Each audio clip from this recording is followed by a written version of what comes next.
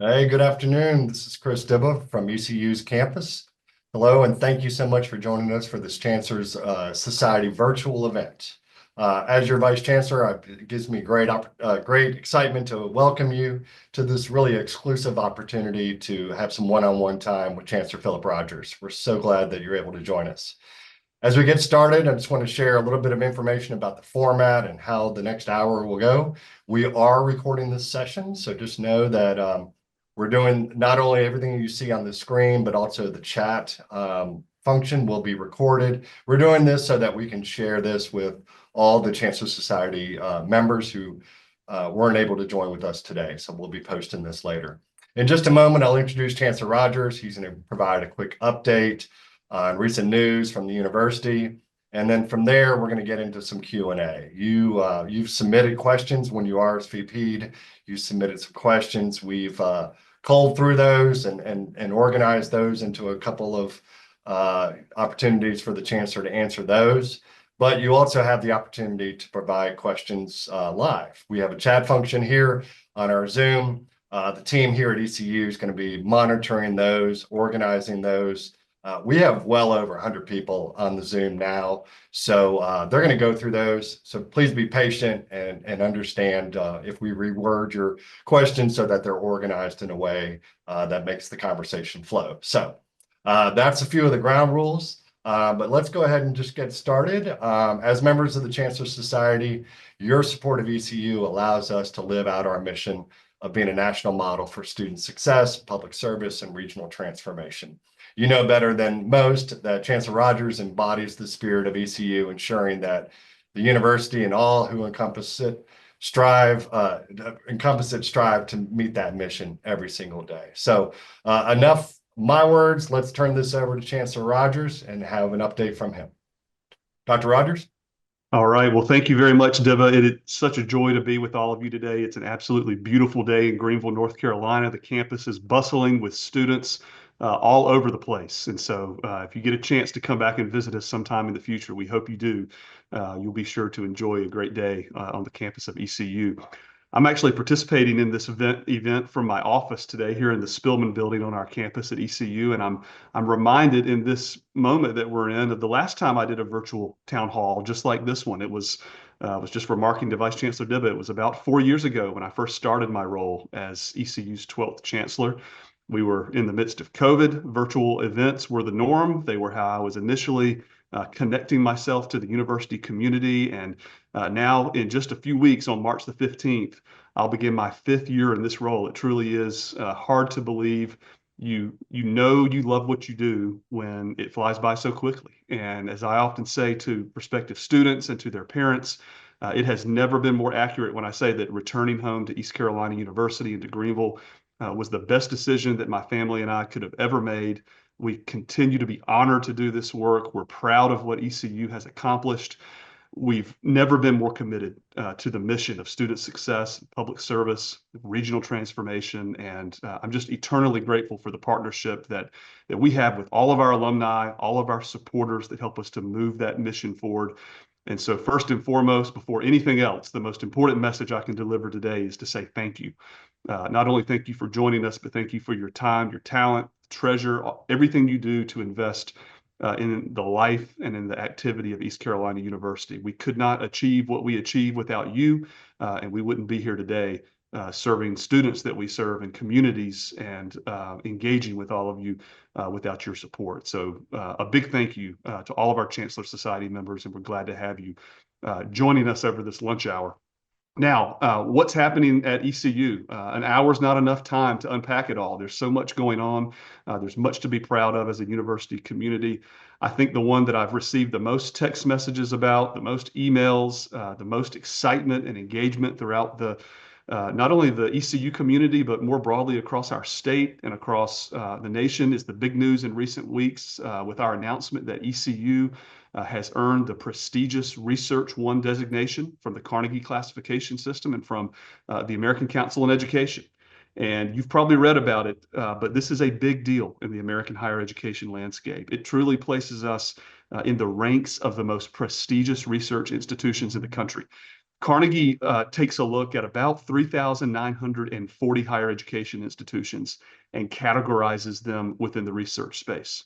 Only 5% of the institutions that they categorize make it into the Research One space. And we are very proud that the hard work we've put in that has allowed us to spend more than $50 million a year in research, that's allowed us to produce more than 70 research doctorates a year, both metrics that we have been exceeding and achieving over the last 5 years. We're proud to be able to surpass those thresholds and be able to move into the Research One space.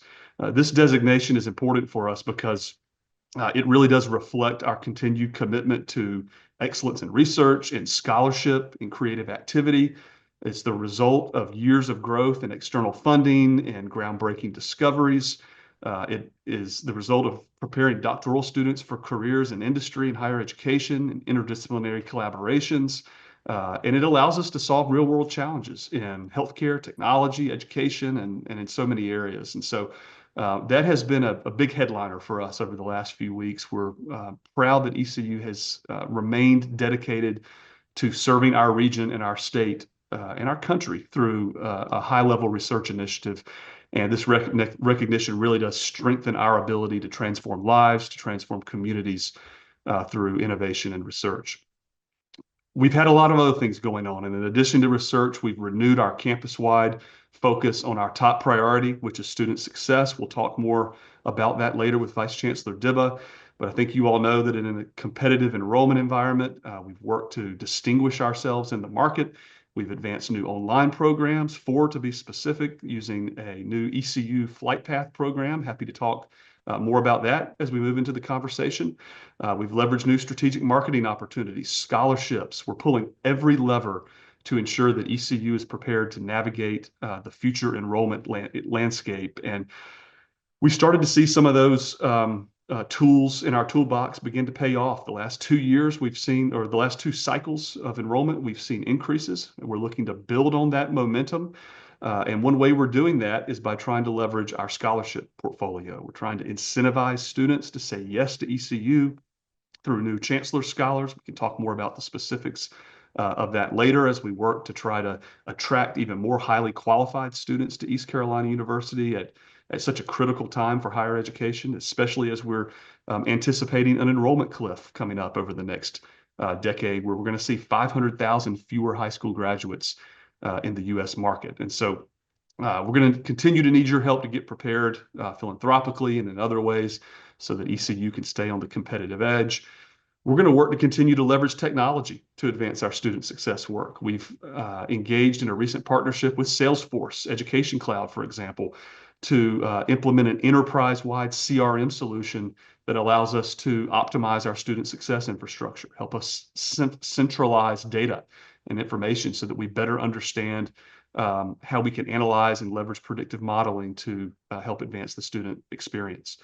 The new system that we're working with Salesforce on is one that is going to give us the analytical tools not only to guide our students through their educational journeys in a high-touch way, but we want to continue that conversation for when these students graduate and they become alumni and they move on to have lifelong relationships with ECU. And so our advancement operation under the leadership of Vice Chancellor Dibble is also implementing a Salesforce CRM solution to enhance the alumni and the donor experience. And we hope that you'll benefit from that in the coming months and years. As I look out over my computer screen onto 5th Street, I think about the physical infrastructure of our campus. That continues to grow. You probably saw recently that we officially broke ground on ECU's brand new Center for Medical Education building, something we have been waiting on for a long time. Thankful to the North Carolina General Assembly for a $265 million investment in this $195,000 square foot state-of-the-art center. It's going to support nearly 40% increase in the enrollment class size of the Brody School of Medicine, moving us from 80 to 120 students. And our goal with that is to seek to prepare doctors to stay in North Carolina, to practice in primary care, family medicine, and to be able to provide needed medical care to underserved patients, more than 1.4 million patients in rural areas all across Eastern North Carolina. So we're proud of the work of Brody. There's so many other examples of this work across our health sciences programs to promote the health and well-being of the people of our state. And I'm eager to get into that dialogue and that conversation as well. And then finally, Vice Chancellor Dibba, I'll wrap up with a couple of reflections before we move to questions related to highlighting some of the exciting achievements that we've seen in the life of ECU at the national level over the last couple of months.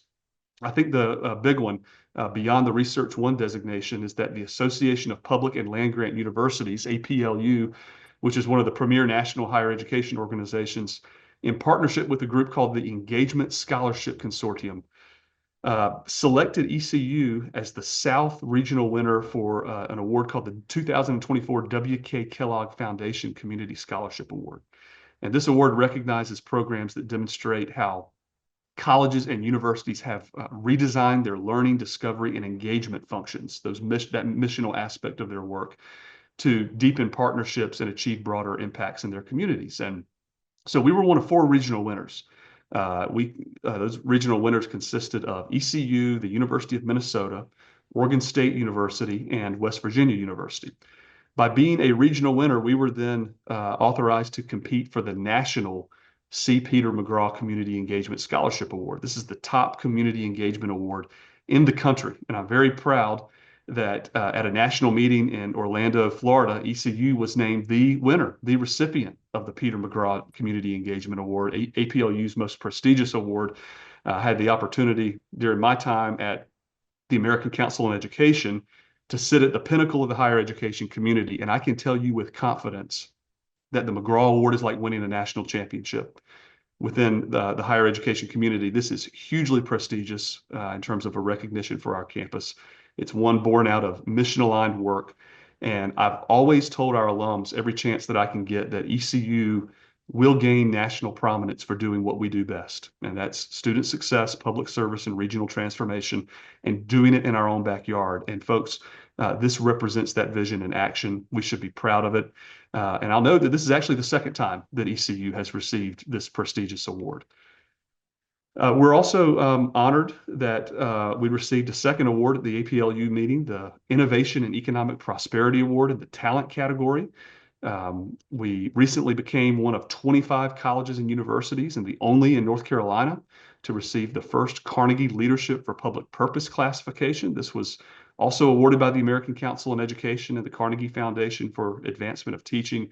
And this classification recognizes institutions that have committed to campus-wide efforts to advance leadership in the pursuit of the public good. And so recognitions like these really do reinforce ECU's position as a national model for community engagement, for workforce development. We are actively preparing and equipping individuals to enter the workforce, to support healthcare, advanced manufacturing, entrepreneurship, a host of many other fields.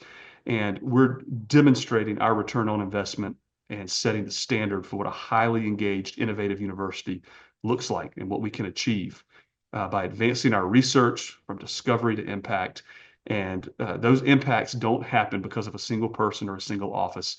They happen because of the culture of engagement and innovation that we've created right here at ECU. And so all of these accomplishments are the result of institutional efforts. They're multidisciplinary in nature. And we are certainly creating the conditions for transformation on our campus and beyond. And so there's this and so much more this unfolding. I'm eager for the conversation and look forward to being with all of you today. Back to you, Vice Chancellor Dibba. Chancellor, thank you for that. It's always a great day to be a pirate, but when we hear those list out recognition, it really makes us all very, very proud to be pirates. And so we appreciate that. The great thing about this format is we really do have a national audience on the line here from East Coast to West Coast. So some of you on this call who are not in Greenville, who don't hear this news every day, I hope it gives you great pride to hear these recognitions and fly your flag with pride and make sure everybody knows that you're an ECU pirate, even if you're in California or any point in between. So thank you.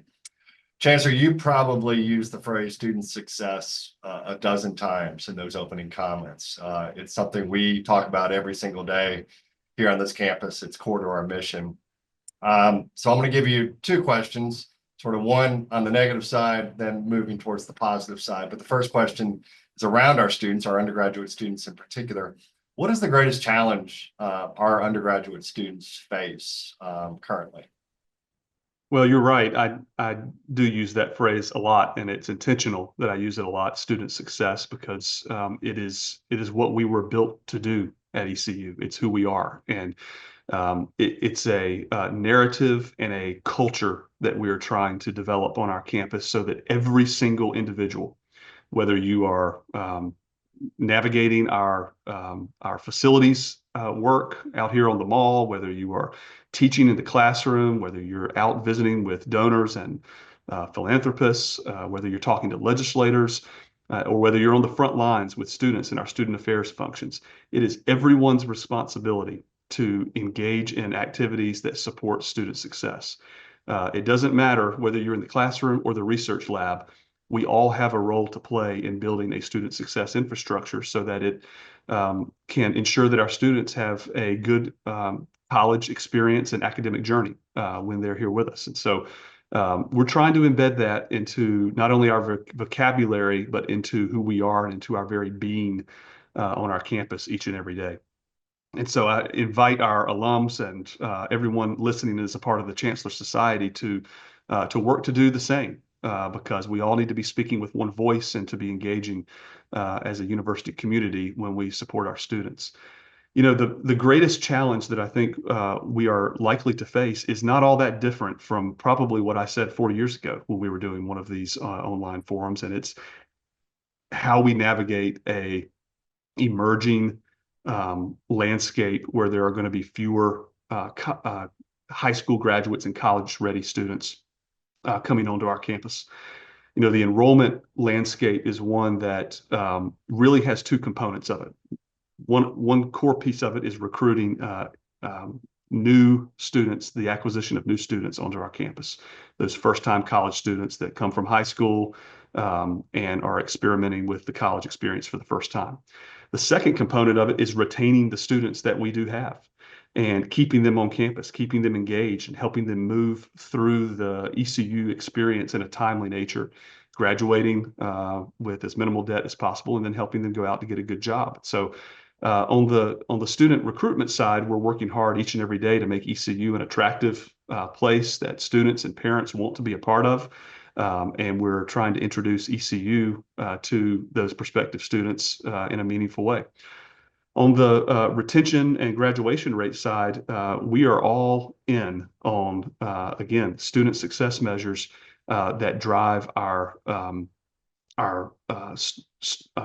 performance metrics forward as an institution. University of North Carolina system has set student success performance metrics, they've set affordability performance metrics, and they've set efficiency metrics. And we are judged on whether we graduate students in 4 years, whether they are graduating with a low debt, and whether they're moving on to great college, post-college experiences. And so part of what we've designed our infrastructure to do on campus is to optimize all those aspects of the undergraduate program at ECU. And so we're navigating certainly a challenging enrollment landscape, but we're also working to ensure that we serve the students that we have as effective as possible each and every day. Part of doing that is through things like the Chancellor Scholars Initiative and various other programs that help us be successful there. So I'm going to speak to a few more, or ask you to speak to a few more of those programs. This is a virtual room filled with philanthropists and donors to this university. And one of them has asked, what are the programs and support that is needed for ECU to build student success for our undergraduate students? So you've touched on that a little bit and talking about the challenges, but what more are we doing and can we do? Well, again, I want to go back to the importance of being unified in our commitment to serve our students. It requires the intentional effort of every division, every department, every academic college, every faculty member, every staff member, every administrator, and frankly, anyone who connects to this university as an alum or a donor, a community member or a partner. everyone plays a key role in student success. And I often use the phrase developing a relationship-rich education experience is core to who we are and to us being able to achieve those goals. We have to ensure that students and their parents know where to go for support and for systems and for the needs that they have during their time at ECU. And the way that we're building an infrastructure around that is through launching what we call a student success agenda on our campus. You may have heard a little bit about this during our University Day activities that we dedicated all of our time and energy to the concept of student success. We are accelerating steps to deliver on that agenda on our campus. And we've divided that work into 5 key areas in terms of programmatic support and ways to ensure that students are able to move through their educational experience successfully at ECU. The first is the student experience. We have hundreds of student clubs, activities, functions that they can engage in with their peers, and we know that students who are involved on their campus and develop a peer group and a group that they can connect with are more likely to come back and stay a part of the ECU family. And so we're investing a lot of time and energy into the student experience itself, game day activities, engaging with peers in affinity clubs and things that are of interest to the students that we have. That's one key area that our Division of Student Affairs is really focusing on over the course of this semester and beyond. Number 2 is student well-being. We know that coming out of the pandemic and the many challenges that students and their families have faced during that time, student well-being is key to making sure that students move through their educational journey successfully. The third area is the learning environment. We want to continue to be innovative and strategic in how we bring learning opportunities to our students. And so focusing on how we leverage analytics and various other tools to make sure that the learning environment is one that helps our students thrive is a key programmatic area that we are investing time and attention in. Number 4 is professional readiness. We not only want our students to have a good experience at ECU on this campus, but we want them to be able to leave here and go out and do great things with their ECU degree. And so whether it's our Career Center, whether it's key advisors and professionals that can help students move into that next phase of life post-graduation, professional readiness is key to who we are and what we do. And then finally, we're working to use data effectively on our campus to make good strategic decisions about how we support our students. We're setting clear retention and graduation rate goals for each of our individual colleges and for the university overall. And we want to create a space where our students can thrive and they know what it's going to take to thrive. And we want to set the bar high for our faculty and our staff and our administrators to help our students get there. All right, thank you for that, Chancellor. We will keep talking about student success, I assure you, but I'm going to change the direction a minute and reference back to R1. You spoke about it in your opening comments, and you used the words "big deal," and it really is a big deal. And so, speak a little bit more to that. You talked about how we got to the R1 status, but the question I have is a little bit more about the future on that. So, what's the impact of R1 status for ECU?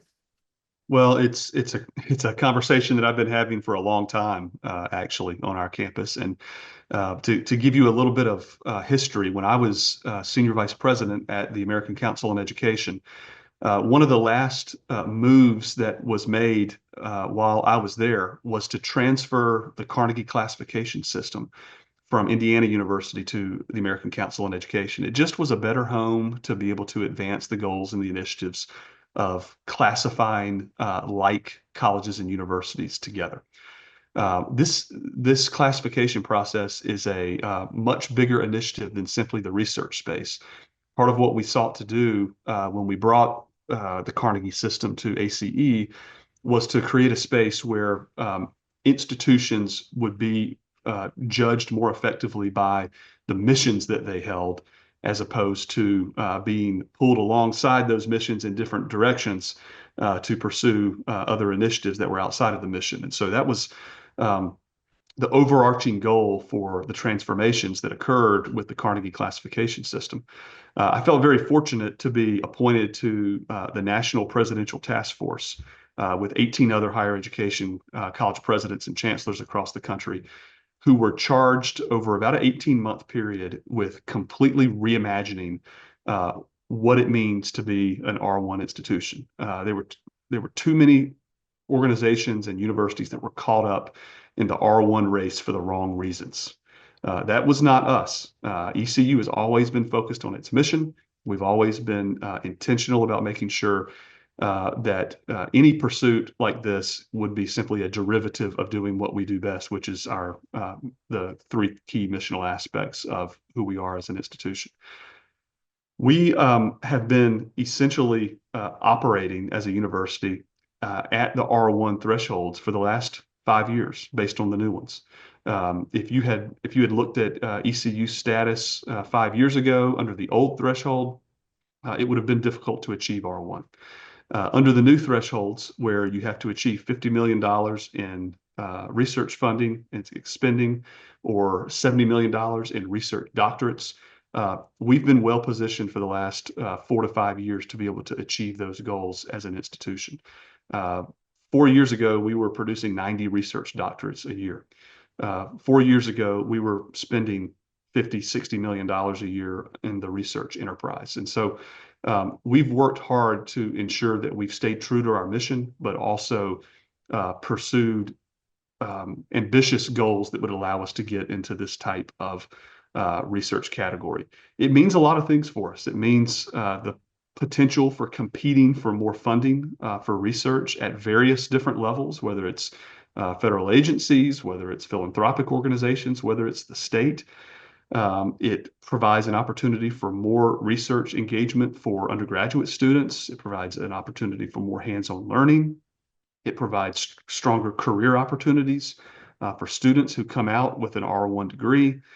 It enhances the competitiveness for funding from granting agencies. And I also think it enhances the competitiveness for partnership opportunities with other institutions across the United States. We're doing great research, and with the R1 designation, there will be other campuses that want to work with us in a more intentional way because they know that we'll attract the type of research funding and initiatives that will add value to their portfolios as well. I'll give you one example. We're doing a research project as we speak with our School of Dental Medicine in collaboration with the University of Florida, for example, that is seeking to serve more patients in rural areas from a dental care perspective. And so opportunities like that one will be even greater under this new designation.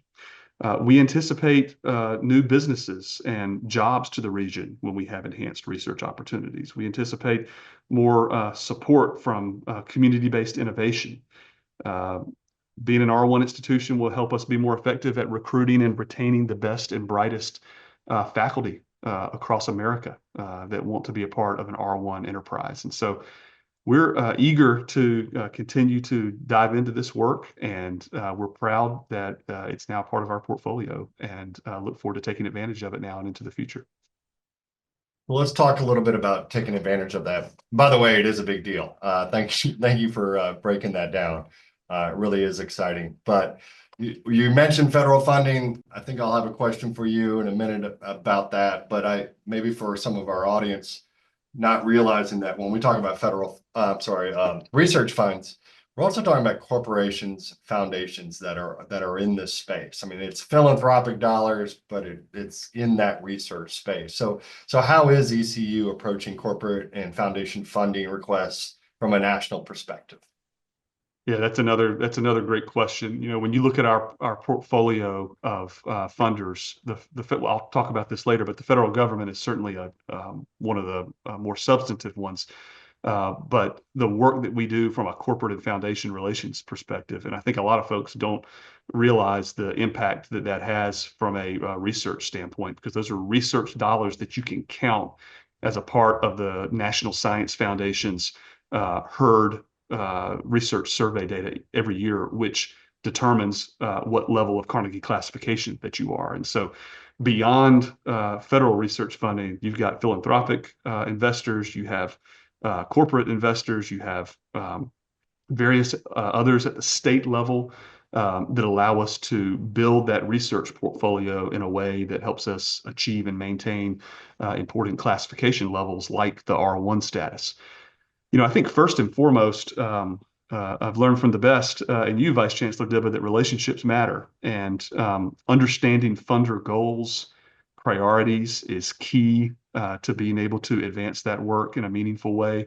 It's key to being able to get your foot in the door and being able to build trust and relationships with funders so that they know you share their vision in terms of meeting the goals that we collectively have, not only for ECU and for our region, but for the philanthropic and corporate organizations that they support. Our corporate and foundation relations team at ECU here at the advancement division engages with regional, with national foundations, state level foundations and corporations to connect ECU programs and projects with their funding opportunities. They do it, as I said, in collaboration with our partnership that we have with the Office of Research Administration. We do it with our partners at the ECU Health Foundation and, of course, with our Office of Economic and Community Engagement so that they can help connect faculty expertise, which is one of the key dimensions of this. We have great folks who are out on the front lines understanding what foundations and corporations need, but we also have folks in the middle who know what faculty can bring to the table in terms of their research portfolio. And so we have folks who connect those faculty with external funding from corporate and foundation partners. And a recent example of that is the first-time grant from the Mellon Foundation's Public Knowledge Program. We received $1 million for the College of Education to support paid archival studies internships. And we had an anonymous national corporate foundation that's providing $1 million in student retention scholarship funds. We worked with the United Health Foundation recently on mental health initiatives throughout rural areas in the state. And back to the R1 space, when you're an R1 institution, it provides that label that adds a lot of value for prospective funders to want to come to the table and invest in the great things that we have to offer. So our funding portfolio is deep and wide, and it's about building relationships and building trust with those who are investing in us. Great. Thank you for diving deep into that one. I told you we'd come back, talk about student success. And so let's revisit that, talking specifically about scholarships. Just to set the stage a little bit, this audience, Pirate Nation as a whole, has been very generous in supporting scholarships. We have hundreds, if not thousands, of scholarships. One of our challenges is that they are often discipline-based.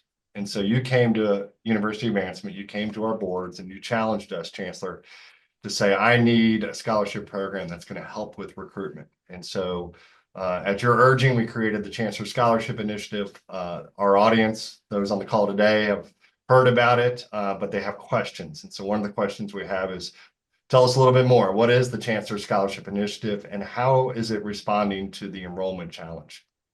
Absolutely. Well, thank you, first of all, for your leadership and the leadership of your team to help design and implement this initiative. It really does have the opportunity to make a significant impact on the future of our institution and on the very students that we serve. I also want to extend my thanks to those early donors who have stepped out and have decided to invest in this particular initiative.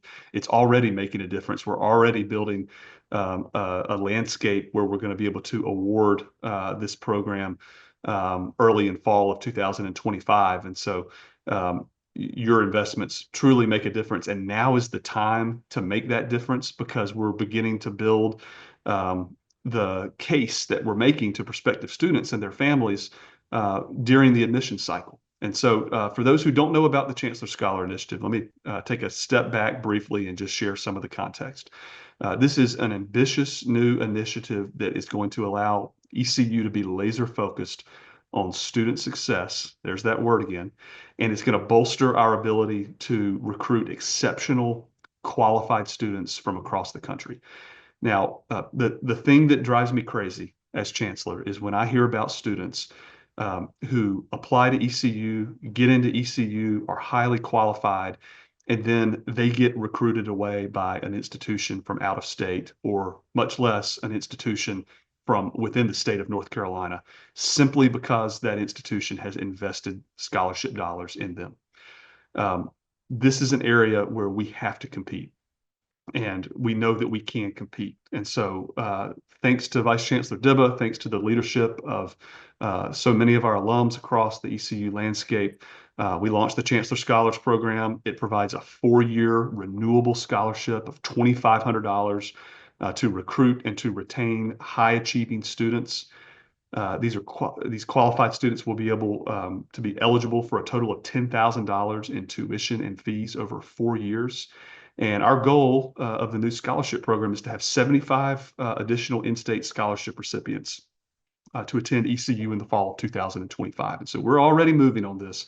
We're moving quickly, and we've seen a lot of interest in it. It's similar to the newly created Voyagers Scholarship Program, which is aimed to recruit 20 out-of-state scholarship students to campus. Now, we've done a few things that I think are interesting associated with this, which is we are pairing this new scholarship initiative with our legislative agenda for this year. And so just yesterday, the UNC Board of Governors approved this Chancellor Scholarship Program as a legislative priority for the institution. And so we're working to go to Raleigh and to request around $9 million during the long session to support student scholarships. And our hope is that we're going to be able to match a legislative investment with philanthropic dollars from our donors and our alumni to be able to create 300 or so of these Chancellor Scholars Initiative programs. So our goal is to be able to leverage in-state public resources, to be able to match it with private philanthropic dollars, and to use it to be able to make a difference in the lives of our students.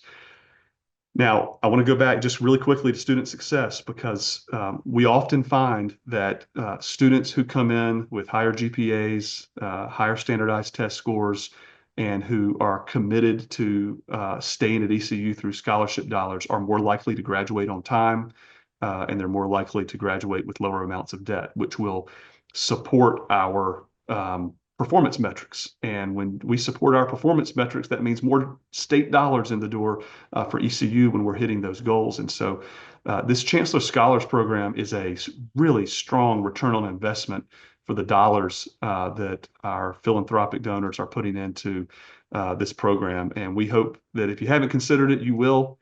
And it will make a big difference in the life of our students and in the life of ECU. Thank you for that, Chancellor. We're excited that the Board of Governors has cleared that part of that for the agenda. So we'll just keep our fingers crossed. Direct question, it's sort of a one person's personal question to you. Obviously, everybody on this call is already involved in the university through philanthropic support and other ways. But one of our attendees has asked, how can they, in the first person, how can I increase my engagement in campus organizations and programs?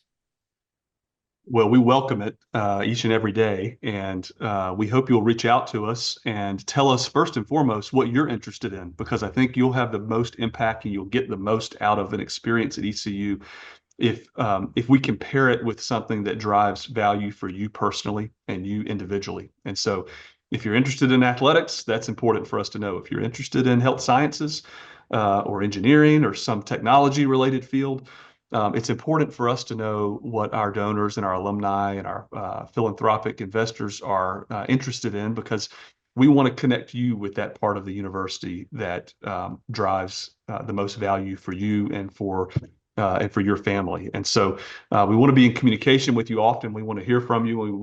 We want to find ways to make sure that you feel like your experiences with ECU are valued and connected in the right lanes, so that you can see the difference that you're making in the students that we serve. The other thing that I would encourage you to do would be to spend as much time with our students as possible. I carve out time every single day to get out of this office and to get out on that campus. And the more that I do that, the more inspired I am by the students that that we serve as a university community. And it helps me to see firsthand how the decisions that we're making and the direction that we're taking for this university impacts those students on the ground each and every day. And so spend time with our students, get to know our students, engage with our faculty, and let us help connect you to the places that drive the most value for you personally at ECU. Actually, we can't have a conversation with the Chancellor without talking about ECU Health and a major side of our campus. So let's turn our attention over there. I got a question, and you may need to do a little level set about what ECU Health is. Question is specifically about how is ECU supporting the academic units within all of health sciences within the structure of ECU Health? Yeah, it's a great question, and it's critical because a academic health center relies heavily on a medical school, of course, but there's many different components of a health sciences program that drive value for a place like ECU Health. You all are probably aware of the fact that about 3 years ago we entered into an integration effort between what was then Vidant Health System, what has now become ECU Health, and our Brody School of Medicine. That effort continues to move in the right direction in a positive way. We have engaged a number of different partners in this effort, including our School of Dental Medicine, our College of Nursing, most recently, our College of Allied Health Sciences. We have fully integrated the clinical operation, the financial operation. We've integrated operationally, and we've integrated from a philanthropic standpoint with the ECU Health Foundation, which serves all of our health sciences schools on campus. We're working hard to increase our ability to train healthcare providers, particularly in rural, underserved areas. The Center for Medical Education building will be a huge boost to that vision and to that mission, particularly for sustaining and growing our research enterprise in collaboration with ECU Health. It's enabling us to get more physicians and nurses in those rural areas in North Carolina, where we serve, like I said, almost 1.5 million patients. We're focusing on a strong relationship with the ECU Health Foundation. And we've launched recently a program called Investing in Our Future, which is a new endowment, which has allowed us to raise funds to support medical and health sciences programs and ECU Health through an endowment that the ECU Health has helped create for us. We are able to place Brody School of Medicine graduates and others into rural areas and help them to stay there through philanthropic and financial support throughout our clinically integrated healthcare organization. So there's a lot of momentum in this space. Our College of Nursing is involved. It recently received some great state funding to be able to put more nurse preceptors out into ECU Health facilities, and various other efforts to expand and grow our College of Nursing to serve more students at a timely moment in its history. And so a lot going on the health sciences campus as we seek to advance our mission through those great programs. Thank you. One of the buzzwords that you hear on the news almost every night is about AI. And actually, our last magazine here, East Magazine, if I can get that straight, was titled, the cover story was about AI. And so our question is about how we are incorporating AI to improve, again, student success, but the retention and on the backside, career placement, job placement. Yeah, there's not a moment in life, I don't think anymore, where you can turn and not be impacted by artificial intelligence in some form or fashion. Even simply Googling something now, when you have a question throughout your day, you're leveraging artificial intelligence to be able to pull answers and pull data down from across various different web sources. Our faculty leverage AI strategically in the classroom every day, and we're working directly with our Office of Faculty Excellence to be able to draw down courses and workshops that are focused on AI tools in teaching and learning in the research space. We're leveraging these types of experiences to be able to help provide best practices and guidance for students when they're using artificial intelligence in classroom assignments. It's a key tool for improving learning opportunities for our students when it's leveraged appropriately. And we're even leveraging it in our admissions portfolio and in our student success realm, leveraging a chatbot where we know that when a student needs help, the time in which they might pick up the phone or go to our website to seek information might not be the moment where we have an employee sitting behind their desk waiting to pick up the phone. It might be at 2 or 3 o'clock in the morning. It might be after they've finished their last class for the day, after 5 o'clock, when faculty or staff are gone. And so to be able to leverage a chatbot where we can get real answers for students in real time to meet their needs and to meet them where they are is critical for the broader student experience and our student success agenda. From a career services standpoint, we have to continue to optimize how we use generative artificial intelligence to function as a virtual assistant to help students with resume building and interview prep and other components of the job search process. And so it really is filtering throughout every aspect of campus life. And thankfully, being on a university campus, we have experts who understand this world and how to navigate it so that we can optimize it most effectively to support our students and our mission. Thank you. I said a minute ago, I'd probably revisit one of the research questions. And so we do have about 10 minutes left in our time together. So we do have time for this. Cuts at the federal level have impacted research and most specifically NIH. So one of the questions we have is, what is the impact of those cuts on ECU from NIH or other funding or federal funding sources? Well, it's a topic that is absolutely dominating the national headlines, not only in typical circles, but most specifically in the higher education trade press. I haven't been able to attend a single meeting in the last 2 to 3 weeks without it being the topic of choice that folks are digging into. It is impacting nearly every university in America that has a research portfolio. It's especially impacting those institutions with academic programs and services like we were just talking about in the academic health space. There's a significant amount of research that evolves from NSF and from NIH that comes out of medical schools and health sciences centers. And so it's an area that we are paying very, very close attention to day in and day out.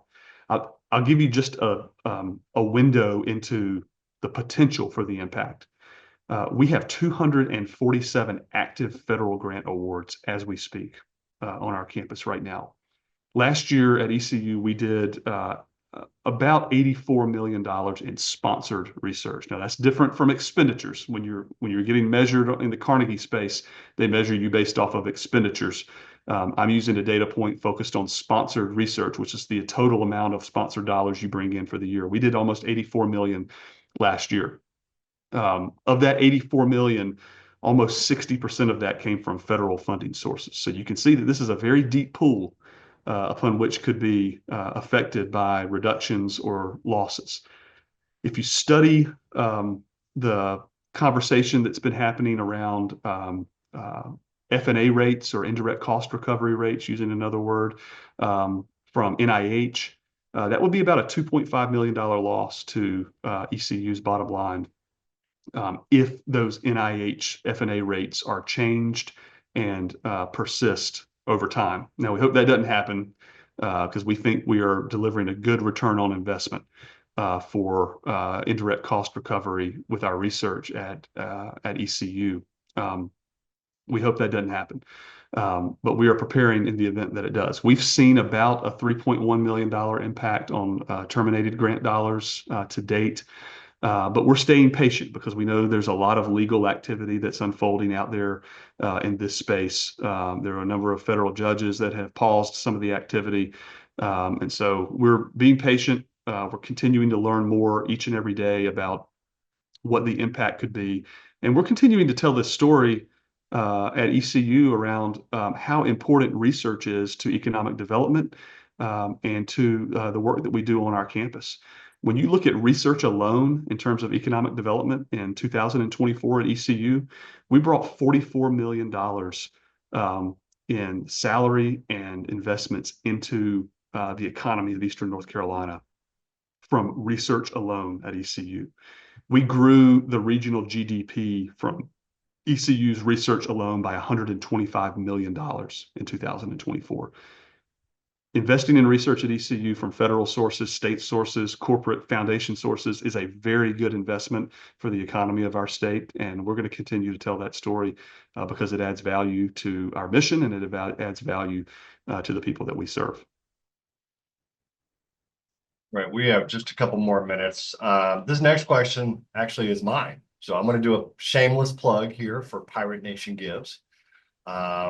If my math is correct, this is the 9th annual Pirate Nation Gives. It is really a day of giving, but we know it takes months of planning and super excited about all that our donors have given. It turns out to be really one of the most focal points of our philanthropy throughout the year. So shameless plug, tell us your thoughts on Pirate Nation Gives and what should our audience support? Well, number one, it's one of the most exciting days on our campus and at ECU. And as you said, it is branded as a single day, but we want to develop a culture of giving. We want to develop a culture of engagement among our alums and the many folks who care about ECU. And so it is a special day because it is one of the only times where we mobilize the entire Pirate Nation together for a single goal of making a difference in the lives of the people that we serve. And we have continually stepped up to the occasion every single year. I ask myself at the end of these days every year, how can we do more next time?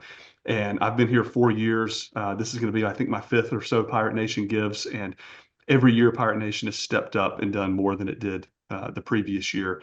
It truly makes a difference, not only in the lives of our students, but it makes a difference in the lives of our faculty and our staff and our students. This is a special year where the Chancellor Scholars Program will make its debut in the midst of Pirate Nation Gives, and we hope that our alums and others will continue considering to invest in that program because that has the opportunity to truly transform the lives of the students that we serve. And so we hope any gift, no matter how big, how small, makes a difference. The main goal is participation and being a part of the family of ECU that engages in this way. So we invite you to participate and to be an active partner in the work that we do with Pirate Nation Gives. All right, so for all of our audience, next Wednesday, March 5th, I got that day right. I want to make sure I didn't say the 4th. March 5th starts at midnight, ends at 11:59, right? We always have some fun games throughout that. So get on the website, get on social media, find out. You can make the first gift if you're up at 12:01 or 12 o'clock in 1 second. We also have lots of fun games around the gift from farthest away and things like that. So stay on social media. You will hear from us a lot that day. So give and give often. As the Chancellor said, participation really is a priority. Last year, we had over 3,000 Pirates give on that day. And of course, we always want to do better than we did the year before. So on that. Chancellor, one quick question. We ended the football season with a great victory over our rival NC State. We open next season with our rival NC State there in Raleigh. But the rest of the football season, the schedule has not been posted. It's the end of February. When are we going to have it? I think we're going to see some special news today is the word on the street that I get from the athletic department. I think we're going to be seeing what the lineup is going to look like for the upcoming season. I'm excited to be able to officially debut Coach Blake Harrell in his first full season as head coach and the staff that he's building. We're very proud of. If you were in Annapolis, you felt the energy behind that great Rajay Harris run to a touchdown and Pirate Nation coming together to celebrate an exciting win. And we want to keep the momentum going in that space. Intercollegiate athletics is a dynamic, ever-changing, ever-moving environment. It's a target that is hard to hit because it changes so quickly. And And so having a fan base that continues to be strong supporters of our student athletes and our coaches and our athletics programs matters. And it matters for all the things we've talked about today. Enrollment matters for the branding of our institution, and putting a great product on the field matters too. And so we're going to continue to do that, and thank everyone who has been a part of our athletics program. But stay tuned. We should have some great matchups this year. Especially excited about some of those Thursday night games on national TV. And we look forward to celebrating with all of you in Dowdy-Ficklin. And if you can get out this weekend to the basketball game and to a great series of baseball activity, we welcome you to campus, and we're excited to host you for ECU Athletics. Thank you, Chancellor. Let me thank everybody who took the time to join us live today. For those of you who are watching this later, thank you for taking the time to find it on the website, pull it down, and watch this conversation with the Chancellor. Let me share my thoughts on engagement. It's super important that you give to this university philanthropically, but as the Chancellor talked about, staying engaged. And for those of you who are in Greenville and can interact and come to our sporting events and interact with students and be a part of that, super important. Please continue to do that. But even if you're local, or if you're on the other side of the coast, I mean, you're on the West Coast, stay involved in your alumni association. The chapters are very active up and down the East Coast to all the way across our country. We have active Pirates coming together to form community wherever they may be, even if you can't be in Greenville. So stay engaged, stay involved. We are grateful for all that you do to help us advance this university. We are grateful to you, Chancellor Rogers, for taking time on a busy Friday to join us and stay engaged with our donors. And I think this is a great way to have a Chancellor Society event. So you can join us. Our audience can join anytime or anywhere. So thank you very much, everybody. I hope you have a great afternoon. And as always, go Pirates. Thank you.